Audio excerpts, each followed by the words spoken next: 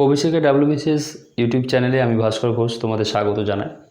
আজকে আমাদের টপিক সায়েন্সের মধ্যে হিউম্যান ফিজিওলজি এমন একটি টপিক যেখান থেকে পিএসসি বিগত কয়েক বছরে হয় অ্যাডভান্স লেভেলের অথবা কিছু গ্রাউন্ড বেস লেভেলে কিন্তু কোশ্চেন করেই যাচ্ছে।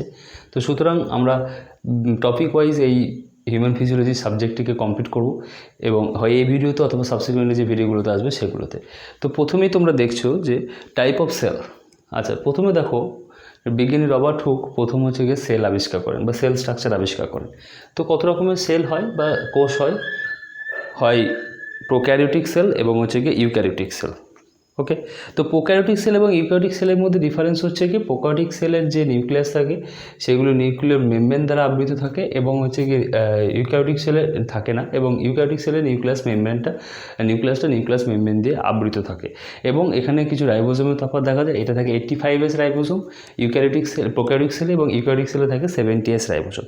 তো ইউক্যারিওটিক সেল এবং প্রোক্যারিওটিক সেলের একটা মেন ডিফারেন্স হচ্ছে প্রোক্যারিওটিক সেলে সেল ওয়াল দেখতে পাওয়া যায়, যেটা ইউক্যারিওটিক সেলে থাকে না। ইউক্যারিওটিক সেলের মধ্যে কেবল অ্যানিমাল সেলে থাকে না, কিন্তু প্ল্যান্ট সেলে কিন্তু সেল ওয়াল থাকে।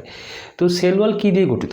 সেল ওয়াল গঠিত হয় পেপটাইডোগ্লাইকান, গ্লাইকোপ্রোটিন, অ্যাসিটাইল গ্লুকোসামাইন এবং হচ্ছে গিয়ে কাইটিন।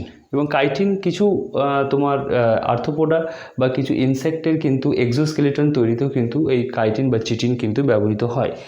তো এবার এই যে সেলটা মাল্টিপ্লাই করে, কারণ একটা সেলের একটা নির্দিষ্ট আয়ু থাকে, একটা তার ডিএনএ প্রোগ্রামিং থাকে, সেই প্রোগ্রামিং পর সেলটা কিন্তু আস্তে আস্তে ডাইং ফেজে চলে যায়। তখন সেই সেলে কিন্তু একটা অন্য সেলের জায়গা নিতে হবে, সেই জন্য সবচেয়ে বেশি ইম্পর্টেন্ট হচ্ছে সেল ডিভিশন। তো সেল ডিভিশনের টাইপসটা হচ্ছে দু রকম, একটা হচ্ছে গিয়ে মাইটোসিস এবং অপরটা হচ্ছে মায়োসিস। মাইটোসিস দেখা যায় হচ্ছে গিয়ে নর্মাল যে সমস্ত সোম্যাটিক সেল আছে সেগুলোতে মাইটোসিস দেখা যায়।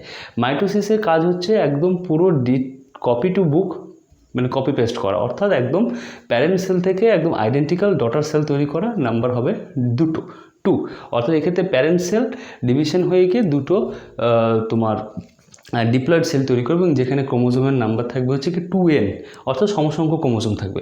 কিন্তু মিওসিস যে সেল ডিভিশন আছে, সেই মিওসিস সেল ডিভিশনটাকে বলা হয় হচ্ছে গিয়ে রিডিউসিং সেল ডিভিশন, অর্থাৎ এক্ষেত্রে ক্রোমোজোমের সংখ্যা অর্ধেক হয়ে যায় এবং যে ডটার সেলগুলো তৈরি হয় সেগুলো হয় হ্যাপ্লয়েড, অর্থাৎ তাদের মধ্যে n সংখ্যক ক্রোমোজোম থাকবে, অর্থাৎ প্যারেন্ট সেলের ঠিক অর্ধেক।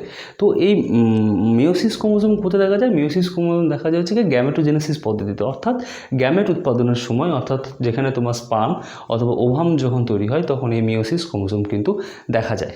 ঠিক আছে, আচ্ছা, এবার এই প্রত্যেকটা সেল, একটা সেল ডিভিশন একটা সেল সাইকেলের মতো কাজ করে। তো সেল সাইকেলটা কীরকম? সেল সাইকেলটা হচ্ছে কি একটা সেল ডিভিশনে কখন এন্টার করবে এবং কোন অবস্থা অবধি সে রেস্ট করবে সেটাকে বলা হচ্ছে সেল ডিভিশন। তো সেল সাইকেলটাকে দুটো ভাগে ভাগ করা হয়, একটা হচ্ছে অ্যাক্টিভ ফেজ এবং একটা হচ্ছে ইন্টারফেজ। ইন্টারফেজে 3টে দশা, একটা হচ্ছে G1, একটা হচ্ছে S এবং একটা হচ্ছে G2, এবং তারপরে শুরু হয় সেল ডিভিশন বা হচ্ছে কি মাইটোসিস।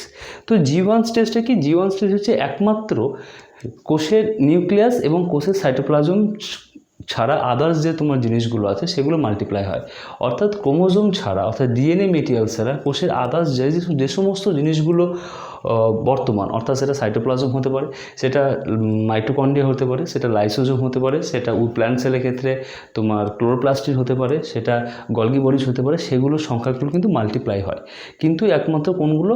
তোমার হচ্ছে কি ডিএনএ মেটেরিয়ালস বা ক্রোমাটিড ছাড়া। নেক্সট ফেজ আছে হচ্ছে কি এস ফেজ বা সিনথেটিক ফেজ। সিনথেটিক ফেজে কী হয়? সিনথেটিক ফেজে ডিএনএ মেটেরিয়ালসগুলো আবার মাল্টিপ্লাই হয়, অর্থাৎ প্রত্যেকটি ক্রোমোজোম ভেঙে আর একটা নতুন ক্রোমোজোম তৈরি করে, অর্থাৎ দুটো ক্রোমোজোম তৈরি হয়। কিন্তু তখন কিন্তু এই সমস্ত ক্রোমোজোমগুলো যে পোলারাইজেশন হয় সেগুলো কিন্তু হয় না। নেক্সট ফেজ হচ্ছে G2 ফেজ। G2 ফেজ হচ্ছে ক্রস অ্যান্ড চেক ফেজ, অর্থাৎ যদি দেখা যাচ্ছে যে এস ফেজ এবং G1 ফেজে যদি দেখা যায় কোনো রকম এরর হয়েছে, সে এররটাকে চেক করার জন্য G2 ফেজ আছে। ঠিক G2 ফেজ যখন কমপ্লিট হয় তখন ফেজ চলে আসে, একটা সেল চলে আসে হচ্ছে গিয়ে অ্যাক্টিভ সেল ডিভিশন স্টেজে, অর্থাৎ হচ্ছে কি মাইটোসিস স্টেজে। সেটা কীরকম শুরু হয়? সেটা শুরু হয় প্রোফেজ, মেটাফেজ, অ্যানাফেজ এবং টেলোফেজ। এইবার কোনো সেল এই মাইটোসিস অর্থাৎ হচ্ছে কি এই অ্যাক্টিভ সেল ডিভিশন স্টেজটায় পর আবার পুনরায় হচ্ছে G1 স্টেজে এন্টার করে। আবার কিছু সেল কিন্তু আর পুনরায় সেল ডিভিশন হয় না, অর্থাৎ তারা কিন্তু G0 সেল ডিভিশন, অর্থাৎ G0 সেল যে স্টেজ আছে সেটাতে এন্টার করে। তো G0 সেল ডিভিশন কোথায় দেখা যায়? G0 সেল ডিভিশন বা G0 স্টেজে যে সমস্ত সেলগুলো আছে সেগুলো হচ্ছে কি নার্ভ সেল, অর্থাৎ আমাদের যে হিউম্যান ব্রেনে যে নার্ভ সেল অর্থাৎ নিউরন যেগুলো আছে সেগুলো কিন্তু G0 ফেজ দেখা যায়, অর্থাৎ একটা নিউরন ডেথ মানে তোমার কিন্তু একটা নিউরন লস। ঠিক আছে, আচ্ছা এবার এই সংক্রান্ত প্রিভিয়াস ইয়ারে কী কী কোশ্চেন এসছে দেখো, দেখে নিই। নাইট ব্লাইন্ডনেস এবং xerophthalmia is associated with which, বা অর্থাৎ ডেফিসিয়েন্সি অফ হুইচ ভিটামিন, সেটা হচ্ছে ভিটামিন এ। এবার ভিটামিন এর রাসায়নিক নাম কি তোমরা কমেন্ট সেকশনে বলবে। And altitude sickness is typically cause due to, অর্থাৎ উচ্চতা, যখন তোমরা একটু উচ্চতাতে উঠে যাবে, অর্থাৎ সমুদ্রতল থেকে মোটামুটি 3000 বা 4000 মিটার উচ্চতায় গেলে তখন হচ্ছে কি অল্টিটিউড সিকনেস দেখা যায়, অর্থাৎ হচ্ছে কি হাইটজনিত সিকনেস দেখা যায়। সেটা কী কারণে হয়? তো এইটা হয় হচ্ছে গিয়ে decrease partial pressure of oxygen in the pulmonary wall, অর্থাৎ আমাদের যে ফুসফুসে যে অ্যালভিওলাই থাকে, তোমরা জানো যে অ্যালভিওলাই হচ্ছে কি ফুসফুসের একক। তো অ্যালভিওলাইয়ের মধ্যে যে সমস্ত জালক থাকে সেই জালকের মধ্যে কার্বন ডাইঅক্সাইড এবং অক্সিজেন আদান প্রদান হয় বায়ুমণ্ডলের সাহায্যে। তো সেই জায়গায় আমরা যে ইন্সপিরেশন বা আমরা যে এক্সপিরেশন করি, অর্থাৎ নিঃশ্বাস বা প্রশ্বাস নিই, সেটা কিন্তু অনেকটা অ্যাক্টিভ এবং প্যাসিভ ফেজ দুটো কিন্তু সাইমেলটেনিয়াসলি কাজ করে। তো এটা মেন কারণ, বা এই যে এক্সচেঞ্জ যেটা হয়, সেই এক্সচেঞ্জের মেন কারণ হচ্ছে গিয়ে প্রেশার গ্রেডিয়েন্ট ডিফারেন্স, অর্থাৎ বায়ুমণ্ডলের চাপের সঙ্গে আমাদের ফুসফুসের আভ্যন্তরীণ চাপের যে পার্থক্য, তার জন্য এই কার্বন ডাইঅক্সাইড বা অক্সিজেনের এক্সচেঞ্জটা হয়। কিন্তু দেখা যাচ্ছে হাই অল্টিটিউডের ক্ষেত্রে দেখা যায় যে সেখানে বায়ু কিন্তু পাতলা হতে থাকে, অর্থাৎ বায়ুর অ্যাটমসফিয়ারিক চাপ, অর্থাৎ বায়ুমণ্ডলের চাপ কিন্তু কমে যায়, যার জন্য কিন্তু কি হয়, যার জন্য আমাদের ফুসফুস ঠিকমতো কাজ করতে পারে না, অর্থাৎ আমাদের প্রয়োজনীয় যে অক্সিজেন যেটা প্রয়োজন সেটা কিন্তু আমরা নিতে পারি না। তার জন্য আমাদের শরীরে অক্সিজেনের লেভেল কমে যায়, এবং আমরা শরীরে যখন অক্সিজেন লেভেল একটা নির্দিষ্ট মাত্রার পর কমে যাওয়াটাকে বলা হচ্ছে কি হাইপক্সিয়া। অর্থাৎ অল্টিটিউড সিকনেস হলে হাইপক্সিয়া হবে, অর্থাৎ হচ্ছে গিয়ে ব্রেন সিনকোপ হতে পারে, অর্থাৎ অজ্ঞান হতে পারে, অথবা ভমিটিং হবে, এবং হচ্ছে গিয়ে ডিজিনেস হতে পারে, এবং হচ্ছে গিয়ে ব্লার ভিশন, অর্থাৎ হচ্ছে দৃষ্টিশক্তি কিন্তু নষ্ট হতে পারে, মানে দৃষ্টিশক্তি তোমার কি বলবো ঝাপসা হয়ে যায় পারে। ঠিক আছে, আচ্ছা নেক্সট কোশ্চেন দেখো, diabetes insipidus is due to the insufficient release of, অর্থাৎ ডায়াবেটিস মানে হচ্ছে রক্তে স্বাভাবিকের পরিমাণ যে বেশি গ্লুকোজ উপস্থিত থাকাকে বলা হচ্ছে কি diabetes. Diabetes is two types, diabetes mellitus বা ইনসুলিন ডিপেন্ডেন্ট, এবং ডায়াবেটিস ইনসিপিটাস বা insulin non dependent. Diabetes mellitus হয় ইনসুলিনের কম ক্ষরণের জন্য, এবং ডায়াবেটিস মেলিটাস হয় ইনসুলিন কম খরচের জন্য, এবং ডায়াবেটিস ইনসিপিটাস হয় হচ্ছে কি এডিএইচ, অর্থাৎ অ্যান্টি ডাইউরেটিক হরমোনের কম ক্ষরণের জন্য। অ্যান্টি ডাইউরেটিক হরমোন পস্টেরিয়ার যে পিটুইটারি আছে, সেই পিটুইটারির থেকে নির্গত হয় অ্যান্টি ডাইউরেটিক হরমোন। এর কাজ হচ্ছে গিয়ে তোমার সোডিয়াম এবং হচ্ছে গিয়ে ওয়াটারের রিঅ্যাবজর্পশনে সহায়তা করা। ঠিক আছে, তো সেই কারণের জন্য প্রচুর পরিমাণে প্রস্রাব হয়, এবং প্রস্রাব হওয়ার জন্য কি হয়, আমাদের সবসময় তৃষ্ণা বোধ হয়। ঠিক আছে, সো এটাকে বলা হচ্ছে ডায়াবেটিস ইনসিপিটাস বা non insulin dependent diabetes. Which part of our human brain regulates the body temperature, অর্থাৎ আমাদের শরীরে যে টেম্পারেচার আছে, অর্থাৎ শরীরের যে তাপমাত্রা, মানুষের শরীরের স্বাভাবিক তাপমাত্রা মনে রাখবে 98.4 ডিগ্রি ফারেনহাইট। ঠিক আছে, এটা সেলসিয়াসে ট্রান্সফার করলে মোটামুটি 36.36 ডিগ্রি সেলসিয়াস এরকম হয়, 38.36 ডিগ্রি সেলসিয়াস এরকম হয়, একটু দেখে রাখবে একটু। আর এটা নিয়ন্ত্রণ করা হচ্ছে গিয়ে শরীর হচ্ছে গিয়ে হাইপোথ্যালামাস। ঠিক আছে, এবং হাইপোথ্যালামাস কিন্তু অন্যদিকে পিটুইটারি সিক্রিয়েশনও কিন্তু কন্ট্রোল করে hypothalamus. Now next question, which is consider as the emergency hormone. Emergency hormone consider হচ্ছে কি অ্যাড্রিনালিন। এই অ্যাড্রিনালিন নির্গত হচ্ছে সুপ্রারেনাল গ্ল্যান্ড থেকে, অর্থাৎ অ্যাড্রিনাল গ্ল্যান্ডের দুটো পার্ট, একটা অ্যাড্রিনাল কর্টেক্স এবং অ্যাড্রিনাল মেডুলা। অ্যাড্রিনাল কর্টেক্স থেকে দুটো হরমোন বেরোয়, একটা হচ্ছে গিয়ে অ্যাড্রিনালিন, আর হচ্ছে নর অ্যাড্রিনালিন। তো অ্যাড্রিনালিন হরমোনটাকে বলা হচ্ছে কি emergency hormone. Melanin is produce from the which amino acid. Melanin is produce from which acid, অর্থাৎ মেলানিন কোন অ্যামাইনো অ্যাসিড থেকে তৈরি হয়? মেলানিন তৈরি হচ্ছে কি টাইরোসিন অ্যামাইনো অ্যাসিড থেকে। ঠিক আছে, তো এই টাইরোসিন কিন্তু একটা যে 8টা এসেন্সিয়াল আমাদের অ্যামাইনো অ্যাসিড আছে, সেই 8টা এসেন্সিয়াল অ্যামাইনো অ্যাসিডের মধ্যে কিন্তু টাইরোসিন পড়ে। ঠিক আছে, তো 8টা এসেন্সিয়াল অ্যামাইনো অ্যাসিড কী কী? Valine, leucine, lysine, isoleucine, methionine, tryptophan, phenylalanine. ঠিক আছে, এই কটা 8টা অ্যামাইনো অ্যাসিড আছে, এসেন্সিয়াল অ্যামাইনো অ্যাসিড। আচ্ছা নেক্সট আমরা ব্লাডে ঢুকে যাও। তো ব্লাডটা কি? ব্লাড হচ্ছে একটি লিকুইড কানেকটিভ টিস্যু, অর্থাৎ তরল যোগ কলা হচ্ছে ব্লাড। ব্লাডের নর্মাল যে পিএইচ ভ্যালু কত? 7.35। এটা একটা রেঞ্জ হয়, কিন্তু মোটামুটি এটা গড় হচ্ছে 7.35। রেঞ্জটা আমি বলে রাখি, রেঞ্জটা হচ্ছে 7.0 to 7.95। ঠিক আছে। তো এই যে রেঞ্জটা, এই রেঞ্জটাকে কন্ট্রোল করার জন্য, অর্থাৎ ব্লাড যাতে বেশি অ্যাসিডিক না হয়ে যায় বা বেশি বেসিক না হয়ে যায়, সেই জন্য ব্লাডে বাফারিং এজেন্ট থাকে, যেটা ব্লাডের পিএইচকে একটা সার্টেন লেভেলের মধ্যে আসা যাওয়া করতে দেয়, বেশি কমায় না বেশি বাড়ায় না। সেই এজেন্টগুলোকে বলা হচ্ছে বাফারিং এজেন্ট। তো বাফারটা কি, প্রথমে আগে একটু দেখে নাও বাফার কি। বাফার হচ্ছে গিয়ে একটা উইক অ্যাসিড এবং তার উইক অ্যাসিড বা বেস এবং তার সল্ট, অর্থাৎ মৃদু ক্ষার বা মৃদু অম্ল এবং তার হচ্ছে কি লবণের একটা সলিউশনকে বলা হচ্ছে কি বাফার। তো রক্তের ক্ষেত্রে বাফার কি থাকে, রক্তের ক্ষেত্রে বাফার থাকে দেখো কার্বনিক অ্যাসিড অর্থাৎ H2CO3 এবং বাইকার্বনেট আয়ন অর্থাৎ HCO3-। ঠিক আছে। তো এই কার্বনিক অ্যাসিড এবং বাইকার্বনেট আয়নটাই হচ্ছে রক্তে বাফার হিসেবে কাজ করে।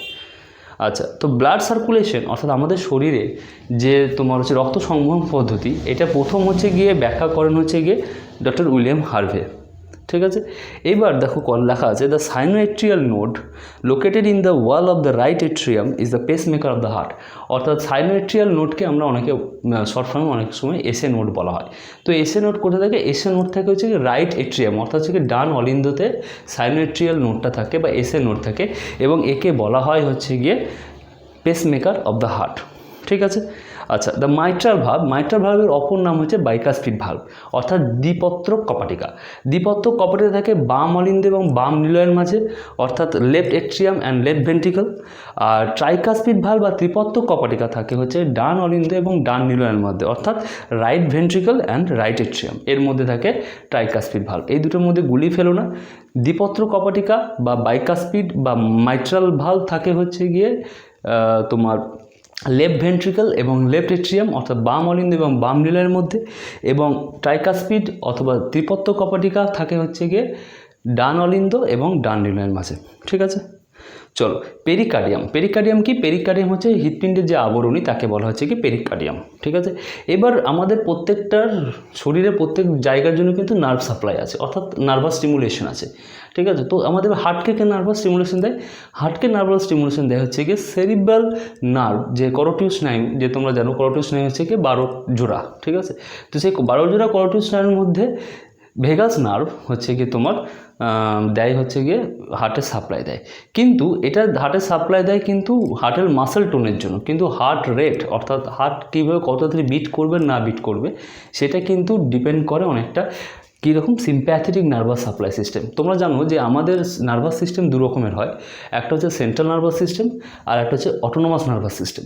সেন্ট্রাল নার্ভাস সিস্টেমের হচ্ছে গিয়ে দুটো পার্ট, একটা হচ্ছে গিয়ে স্পাইনাল কর্ড এবং হচ্ছে গিয়ে তোমার অর্থাৎ করোটিড স্নায়ু এবং হচ্ছে গিয়ে সুষুম্না স্নায়ু, এটা নিয়ে গঠনকরণ হয়েছে গিয়ে সেন্ট্রাল নার্ভাস সিস্টেম।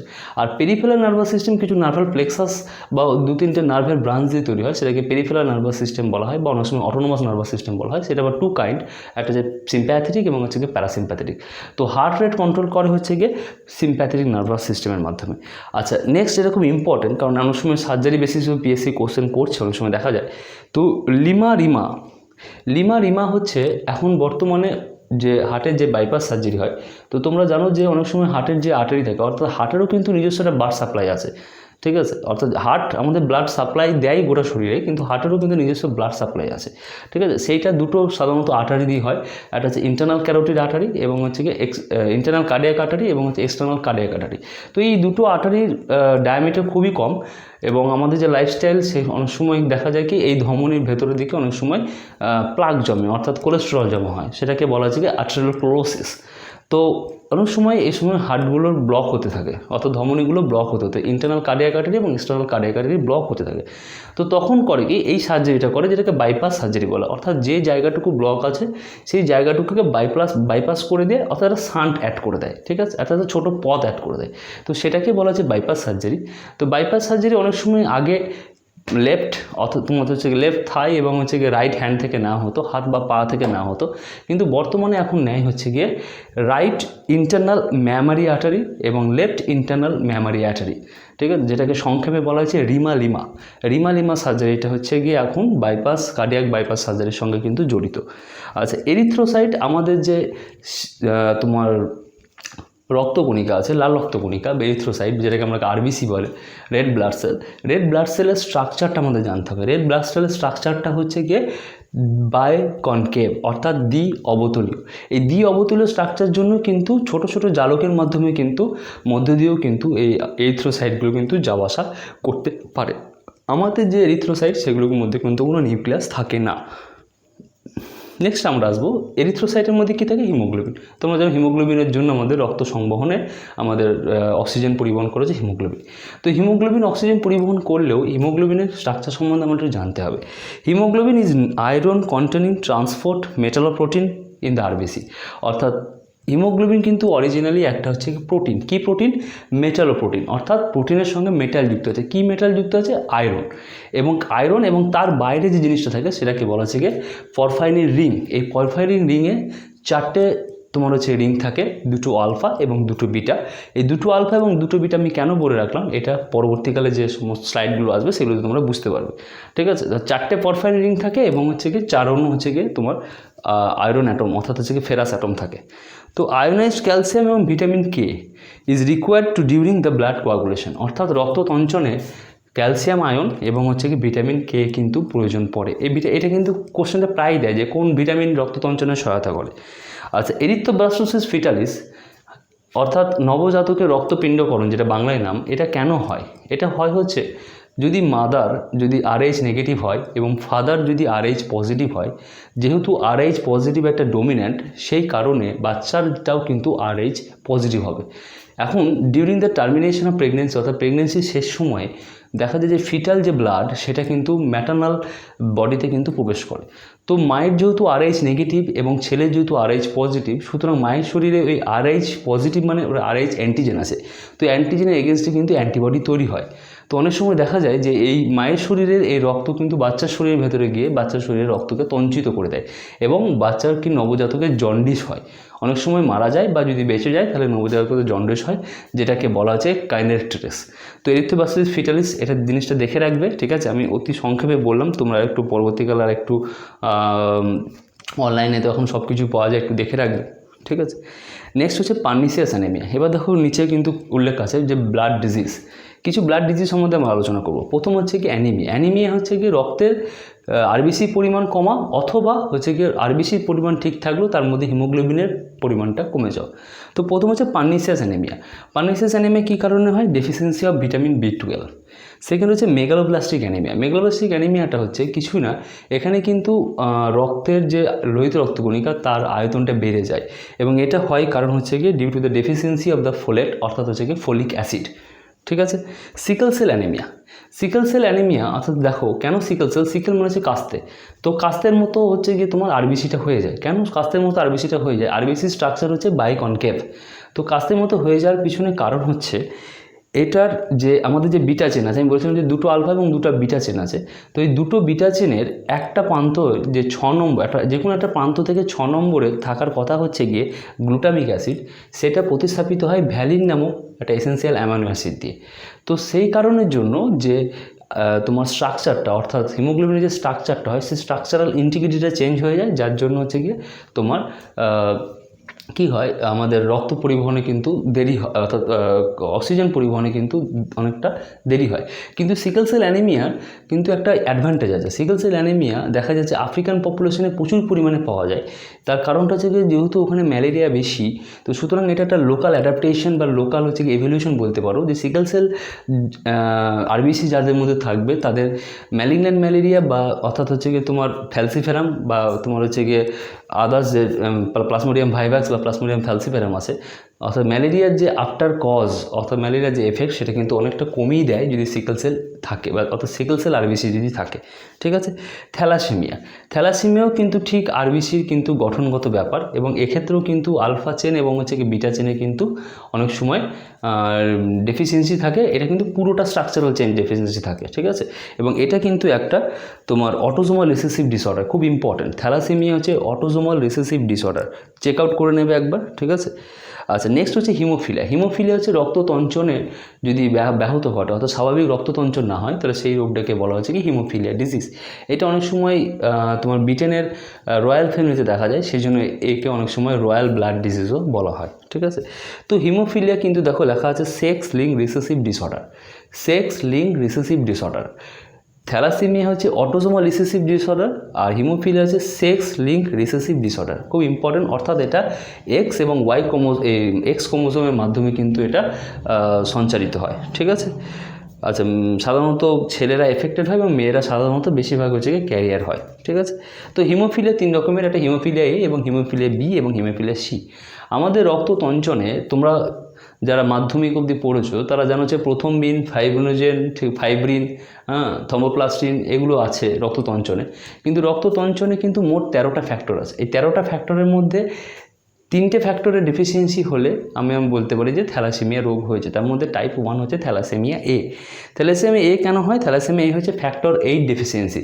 ফ্যাক্টর 8-এর নাম হচ্ছে অ্যান্টি হিমোফিলিক ফ্যাক্টর। এই অ্যান্টি হিমোফিলিক ফ্যাক্টর করে কি হচ্ছে গিয়ে তোমার হচ্ছে গিয়ে প্রথম বিনকে থ্রম্বিনে পরিণত করে এই হিমোফিলিক ফ্যাক্টরটা। এটা না থাকলে সেটা হবে না, ঠিক আছে। তো এটা হচ্ছে গিয়ে তোমার অ্যান্টি হিমোফিলিক ফ্যাক্টর হচ্ছে ফ্যাক্টর 8। সেকেন্ড হচ্ছে হিমোফিলিয়া বি। হিমোফিলিয়া বি হচ্ছে কারণ due to the low level of the clotting factor, factor 9। Factor 9কে অনেক সময় ক্রিসমাস ফ্যাক্টর বলা হয়। নেক্সট হচ্ছে হিমোফিলিয়া সি। হিমোফিলিয়া সি কেন হচ্ছে? হিমোফিলিয়া সি হচ্ছে due to the deficiency of plasma thromboplastin antecedent বা ফ্যাক্টর 11, ঠিক আছে। যেমন ফ্যাক্টর 10 আছে, স্টুয়ার্ট ফ্যাক্টর আছে, ঠিক আছে। ফ্যাক্টর 6 আছে, ক্যালসিয়াম আয়ন। তো সেগুলো জানার দরকার নেই, 3টে জেনে রাখবে। একটা হচ্ছে গিয়ে তোমার ফ্যাক্টর 8, যেটা হচ্ছে গিয়ে তোমার অ্যান্টি হিমোফিলিক ফ্যাক্টর। ফ্যাক্টর তোমার 9 যেটা ক্রিসমাস ফ্যাক্টর, এবং ফ্যাক্টর 11 যেটা হচ্ছে প্লাজমা থ্রম্বোপ্লাস্টিন অ্যান্টিসিডেন্ট, ঠিক আছে। নাও নেক্সট এ সংক্রান্ত কিছু প্রিভিয়াস ইয়ারের কোশ্চেন। গ্রে বিয়ার ও আরবিসি, অর্থাৎ আরবিসি শ্মশান ক্ষেত্র কী হয়? দেখো, আরবিসি যখন নর্মাল আরবিসির বয়স হচ্ছে 120 দিন। 120 দিন বয়স হয়ে যাওয়ার পরে আরবিসি যে বায়োকনকেভ স্ট্রাকচারটা আছে সেটা কিন্তু লস হতে থাকে। তো স্প্লিন একটা ছাঁকনির মতো। তো যারা ইয়াং আছে, যারা ওই স্ট্রাকচারটা মেনটেন করেছে, তারা ওই ছাঁকনি দিয়ে বেরিয়ে যায়, বাদ বাকিগুলো কিন্তু ভেঙে যায়, ঠিক আছে। তো ভেঙে গেলে কী হয়? ভেঙে গিয়ে ওই তোমার সেটা হেপাটিক পোর্টাল ভেনের সিস্টেমের মাধ্যমে হচ্ছে লিভারে আসে, এবং লিভারে সেই হিমোগ্লোবিনটা ট্রান্সফার হয়েছে কি বিলিরুবিনে। নেক্সট ভিডিওতে ওগুলো আলোচনা করব। তো স্প্লিন এই কারণেই, কারণ স্প্লিনে এসে কিন্তু যে বয়স্ক যে আরবিসিগুলো আছে সেগুলো ধ্বংস হয়, যার জন্য স্প্লিন বা প্লিহাকে আরবিসির গ্রেভিয়ার্ড বলা হয়। ব্লাড গ্রুপ কে আবিষ্কার করেছিলেন? ব্লাড গ্রুপ আবিষ্কার করেছিলেন বিজ্ঞানী ল্যান্ডস্টেইনার। তো নেফ্রন, নেক্সট হচ্ছে এক্সক্রিটরি সিস্টেম, ঠিক আছে। তো আমাদের আজকে কী কী কমপ্লিট হলো? সেলুলার বায়োলজি কমপ্লিট হয়েছে, আমাদের ব্লাড কমপ্লিট হয়েছে। নেক্সট আমরা আসি এক্সক্রিটরি সিস্টেম বা হচ্ছে রেচনতন্ত্র। আমি কিন্তু এখানে হিউম্যান ফিজিওলজি বলছি, আদার্স যে সমস্ত কোশ্চেন এর সঙ্গে ওরিয়েন্টেড থাকে, যেমন কক্সাল গ্রন্থি কার, এগুলো কিন্তু নিয়ে কোনো আলোচনা কিন্তু এই ভিডিওতে হবে না বা নেই। নেক্সট হচ্ছে নেফ্রন। নেফ্রন হচ্ছে গিয়ে কিডনির ফাংশনাল ইউনিট হচ্ছে নেফ্রন। তো তোমরা একটা রিসেন্ট টার্ম যেটা অনেকেই জানো, সেটা হচ্ছে গিয়ে কিডনিতে পাথর হওয়া, ঠিক আছে। তো সুতরাং সেই অনুযায়ী এটা কোশ্চেনটা করা হয়েছে, এখানে দেওয়া হয়েছে। তো হচ্ছে গিয়ে পেলভি ইউরেটিক জাংশন, অর্থাৎ যেখানে তোমার হচ্ছে গিয়ে আমাদের দুটো ইউরেথ্রা থাকে, অর্থাৎ হচ্ছে গিয়ে বাম কিডনি এবং তোমার হচ্ছে গিয়ে বাম কিডনি এবং ডান কিডনি থেকে কিন্তু অনেক সময় চলে আসে। তো তারা এক জায়গায় জয়েন হয়, যেটাকে বলা হচ্ছে গিয়ে পেলভিক ইউরেটিক জাংশন, ঠিক আছে। তো সেখানটা সবচেয়ে বেশি, অর্থাৎ দুটো যে তোমার হচ্ছে গিয়ে গভীর নালিকা আছে সেখানে যেখানে জমা হয়, সেটাই জাংশনে কিন্তু সবচেয়ে বেশি তোমার হচ্ছে গিয়ে কিডনি স্টোন হওয়ার সম্ভাবনা বেশি, যেটাকে বলা হচ্ছে গিয়ে পেলভিক ইউরেথ্রিক জাংশন। নেক্সট হচ্ছে গিয়ে ওয়াটার, অর্থাৎ আমাদের শরীরে কিন্তু প্রায় প্রতি ঘন্টায় প্রায় তোমার হচ্ছে গিয়ে 1000 লিটার মূত্র উৎপন্ন হয়। তাহলে কিন্তু দেখো, তাহলে আমাদের তো একটা টাইমে 5 লিটার রক্ত থাকে, তাহলে আমাদের শরীরে রক্ত তোমার হচ্ছে জলের অভাব তৈরি হবে। কিন্তু তা হয় না, কি হয়? রক্ত কিন্তু আবার পুনঃশোষিত হয়। রক্ত পুনঃশোষিত কোথায় হয়? যে নিউরনের যে স্ট্রাকচার আছে, নেফ্রনের যে স্ট্রাকচার আছে, গ্লোমেরুলাস বা মানে ক্যাপসুল, হেনলির লুপ, তারপরে দূরসংবর্ত নালিকা। তো সেটাই হচ্ছে গিয়ে, অর্থাৎ water is reabsorbed in the proximal convoluted tube, অর্থাৎ জল পুনঃশোষিত হয় দূরসংবর্ত নালিকায়, ঠিক আছে। নেক্সট হচ্ছে সোডিয়াম। আর একটা ইম্পর্টেন্ট হচ্ছে সোডিয়ামের ব্যালেন্স যদি ঠিক না থাকে, তাহলে শরীরে কিন্তু নার্ভাস স্টিমুলেশন এবং হচ্ছে মাসেল কিন্তু রিল্যাক্সেশন এবং মাসেল কনস্ট্রাকশন হবে না। কারণ সোডিয়াম এবং পটাশিয়াম আয়ন পাম্প, এই দুটো যেমন আমাদের পেশি সঞ্চালনে সহায়তা করে, তেমনি হচ্ছে নার্ভাস স্টিমুলেশনও কিন্তু বা নার্ভাস স্টিমুলেশন প্রোপাগেশনও কিন্তু সহায়তা করে হচ্ছে সোডিয়াম পটাশিয়াম আয়ন পাম্প, ঠিক আছে। তো এটাও কোথায় শোষিত হয়? এটা শোষিত হয়েছে অ্যাসেন্ডিং লিপ অফ হেনলি, অর্থাৎ হেনলির লুপের, ঠিক আছে, যে ওপর দিয়ে, অর্থাৎ উর্ধিত যে বায়ুটা আছে, যেটা ওপর দিকে উঠছে সেটা নিচের দিকে নামছে না সেটা, অর্থাৎ দূরসংবর্ত নালিকার দিকে যে তোমার হচ্ছে গিয়ে বাহুটা আছে সেটা, এবং হচ্ছে প্রক্সিমাল কনভলিউটেড টিউব, অর্থাৎ দূরসংবর্ত নালিকায়, ঠিক আছে। The hormone aldosterone, stimulus the reabsorption of water and sodium ions in the kidney. অর্থাৎ অ্যালডোস্টেরন একটা লোকাল হরমোন, যে লোকাল হরমোনটা তোমার হচ্ছে গিয়ে রিঅ্যাবজর্পশনস অফ ওয়াটার এবং হচ্ছে গিয়ে সোডিয়ামের সহায়তা করে। ঠিক আছে। আচ্ছা, ইউরিয়া প্রোডাকশন, আমাদের শরীরে যে ইউরিয়া তৈরি হয়, ইউরিয়া প্রোডাকশন কোথা থেকে হয়? ইউরিয়া প্রোডাকশন হয় কিন্তু লিভারে। ঠিক আছে। স্তন্যপায়ী প্রাণীরা কিন্তু রেচন মানে পদার্থ হিসেবে বর্জন করে হচ্ছে কি ইউরিয়া, কিন্তু সরীসৃপ বা পক্ষী জাতীয় এরা কিন্তু রেচন পদার্থ হিসেবে বর্জন করেছে ইউরিক অ্যাসিড। এরা স্লাইড ডিফারেন্স। তো ইউরিয়া আমাদের শরীরে কোথায় তৈরি হয়? লিভারে। এবং এর সাইকেলটার নাম হচ্ছে কি অর্নিথিন সাইকেল। খুব ইম্পর্টেন্ট কোশ্চেন, দেখে রাখবে। এবং ইউরিয়া হচ্ছে প্রথম কি, ইউরিয়া হচ্ছে গিয়ে প্রথম জৈবাগারে প্রস্তুত জৈব পদার্থ হচ্ছে ইউরিয়া, এবং এটি তৈরি হয়ে হচ্ছে কি হেবার প্রসেসে। ঠিক আছে। এবং হেবার বিজ্ঞানী, হেবার জার্মানির বিজ্ঞানী ছিলেন, এবং তিনি এটা আবিষ্কার করার জন্য তিনি নোবেলও পেয়েছিলেন। ঠিক আছে। হেবার প্রসেসে তোমার হচ্ছে গিয়ে এই তৈরি হয়। তো নেক্সট হচ্ছে যে কিডনি কী ফাংশনে কাজ করে। কিডনি যে ফাংশনে কাজ করে সেটাকে বলা হচ্ছে কি ডিফিউশন পদ্ধতি। তো কিডনি যখন অকেরোজ হয়ে যায় তখন অনেকে বলে যে ডায়ালিসিস করে, দেখবে তোমরা। ঠিক আছে। তো ডায়ালিসিস একই প্রিন্সিপালে কাজ করে, সেই প্রিন্সিপালটা হচ্ছে ডিফিউশন। অর্থাৎ ডায়ালিসিস যে করা হয় সেটাও যে প্রিন্সিপালের উপর কাজ করে ফিজিক্সে, সেটা হচ্ছে কি ডিফিউশন। ঠিক আছে। অর্থাৎ ব্যাপন প্রক্রিয়ায় কাজ করে। এবার আমরা যে নিউরাল কন্ট্রোল অফ ইউরিনেশন, অর্থাৎ আমাদের যে প্রস্রাব ত্যাগ, এইটা তোমার হচ্ছে গিয়ে কোন নার্ভাস সিস্টেম কাজ মানে স্টিমুলেট করে বা কোন নার্ভাস সিস্টেম কন্ট্রোল করে। এর ক্ষেত্রে মজার ব্যাপার হচ্ছে ইউরিনেশনের ক্ষেত্রে কিন্তু বোথ সিম্প্যাথেটিক এবং প্যারাসিম্প্যাথেটিক নার্ভাস সাপ্লাই হিসেবে কাজ করে। যখন প্রস্রাব ধরে রাখার ব্যাপার হবে অনেকটা, তখন কিন্তু কাজ করবে হচ্ছে সিম্প্যাথেটিক নার্ভ, যেটা ইউরেথ্রা এবং হচ্ছে গিয়ে তোমার ডেস্টোরসের মাসেলটা আছে সেটার রিল্যাক্সেশন করে, যাতে প্রচুর পরিমাণে হচ্ছে তোমার মূত্র জমা হতে পারে। কিন্তু ঠিক উল্টো সময় যখন প্রস্রাব ত্যাগের সময়, তখন কিন্তু হচ্ছে প্যারাসিম্প্যাথেটিক নার্ভ সাপ্লাই কাজ করে, যখন ওটা কন্ট্রাকশন করে দেবে। অর্থাৎ যখন ইউরেথ্রা বা ব্ল্যাডারের কিন্তু কন্ট্রাকশন করে দেবে, এবং হচ্ছে গিয়ে ডেস্টোরসের মাসেলের হচ্ছে গিয়ে কন্ট্রাকশন করে দেবে। ঠিক আছে। আচ্ছা, এবার কিডনি থেকে একটা হরমোন নির্গত হয়, যে হরমোনটা হচ্ছে কি এরিথ্রোপয়েটিন হরমোন। এই এরিথ্রোপয়েটিন হরমোন কী কাজ করে? এরিথ্রোপয়েটিন হরমোন হচ্ছে কি কিডনি থেকে বেরোয় একটা লোকাল হরমোন, যেটা কিন্তু আরবিসি উৎপাদনে সাহায্য করে। আরবিসি ঠিক আগের যে স্টেজ, ঠিক আছে, সেই আগের স্টেজটা হচ্ছে কি রেটিকুলোসাইট। অর্থাৎ রেটিকুলোসাইট থেকে আরবিসি তৈরি হওয়ার এই যে প্রসেসটাকে এটা এনহ্যান্স করে হচ্ছে কি এরিথ্রোপয়েটিন হরমোন। ঠিক আছে। তো আজকের ভিডিওটি এইটুকুই। নেক্সট ভিডিওতে আমরা আদার্স যে টপিকগুলো আছে সেগুলোতে আলোচনা করব, এবং খুব শীঘ্রই। তো তোমাদের সাপোর্ট খুবই দরকার, পাশে থেকো এবং চ্যানেলটিকে অবশ্যই সাবস্ক্রাইব করে নিও। Thank you. Till then, stay tune.